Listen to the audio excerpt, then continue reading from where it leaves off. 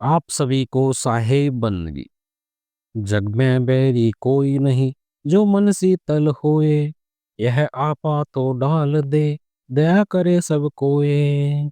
संत कबीर जी इस दोहे के माध्यम से मनुष्य के भीतर छिपे अहंकार, क्रोध और द्वेष की ओर हमारा ध्यान आकर्षित करते हैं। वे कहते हैं कि इस संसार में वास्तव में हमारा कोई शत्रु नहीं है। हमें जो लोग शत्रु, विरोधी या बैरी दिखाई देते हैं, वे वास्तव में हमारे मन की अशांति और विकारों की उपज है।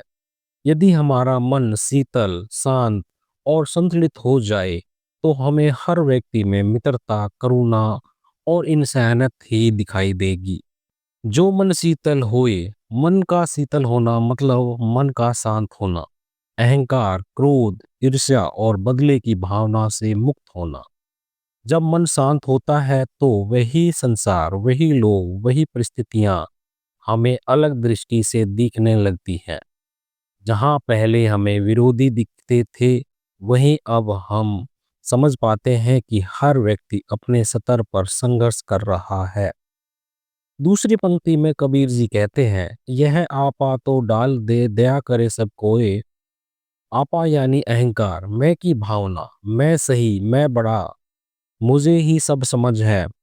जब तक यह मैं बना रहता है, तब तक टकराव बना रहता है। जैसे ही मनुष्य अपने अहंकार को छोड़ देता है, उसके भीतर अपने आप करुणा का स्रोत फूट पड़ता है।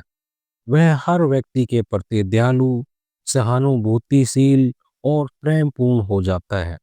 फिर न तो वह किसी को बैरी समझता है और न ही किसी का बैर रखता है। इसे हम अपने दैनिक जीवन में भी समझ सकते हैं। कई बार छोटी छोटी बातों पर हम रिश्ते खराब कर लेते हैं। किसी ने कुछ उल्टा कह दिया, किसी ने सम्मान नहीं किया, किसी ने हमारी बात नहीं मानी, हम तुरंत उस व्यक्ति को अपना दुश्मन मान लेते हैं। लेकिन यदि उसी समय हम शांत मन से सोचें तो पता चलता है कि या तो वह व्यक्ति परिस्थिति की वजह से ऐसा कर रहा था, या हमारी ही अपेक्षा बहुत अधिक थी। जब हम भीतर से शांत हो जाते हैं तो वही व्यक्ति हमें बुरा नहीं लगता।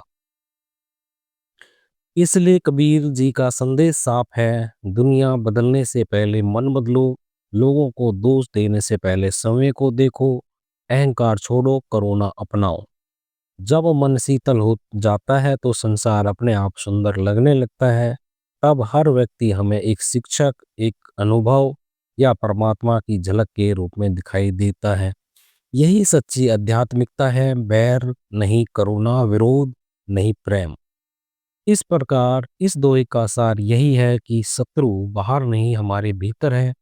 जैसे ही अहंकार समाप्त हो जाता है और मन शांत हो जाता है, हम पाते हैं कि इस जग में कोई बैरी है ही नहीं, सब अपने ही हैं।